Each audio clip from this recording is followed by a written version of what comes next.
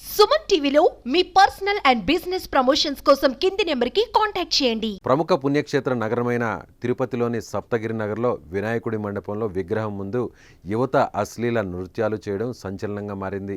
ఈ ఘటనపై అలిపిరి పోలీసులు కేసు నమోదు చేసి 7గురిను అరెస్టు చేశారు. వినాయక చవితి ఉత్సవాల్లో రికార్డింగ్ డ్యాన్సులు, అశ్లీల నృత్యాలు చేయకూడదని, నిబంధనలను అతిక్రమిస్తే చట్ట ప్రకారం చర్యలు తీసుకుంటామని తిరుపతి జిల్లా ఎస్పీ ఎల్ సుబ్బరాయుడు హెచ్చరించారు. అయితే ఈ సంఘటనపై చాలా చర్చ జరుగుతోంది. సరదాల పేరుతో సాంప్రదాయాలను పూర్తిగా మంటగలుపుతున్నారని సోషల్ మీడియాలో పలువురు కామెంట్స్ చేస్తున్నారు. ఎంతో భక్తి శ్రద్ధలతో పండుగలను, పూజలను జరుపుకోవాలి. అటువంటి సాంప్రదాయానికి తూట్లు పొడిచే విధానాలు మొదలయ్యాయి. గణేష్ మండపాల్లో సినిమా పాటలు, హుషారు, హోరెత్తిచ్చే డ్యాన్సులు వేయడం అలవాటుగా మారిపోయింది. దీంతో భక్తి, సరదాగా మధ్య ఉన్న సన్నని గీతను దాటేస్తోంది.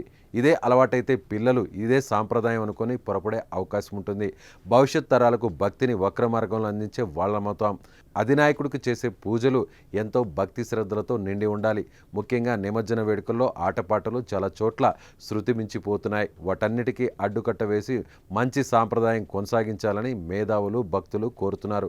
కనుక 2 రాష్ట్రాల్లో జరిగే నిమజ్జనాన్ని భక్తి పారవస్యంతో జరుపుకోవాలని ఆశిద్దాం.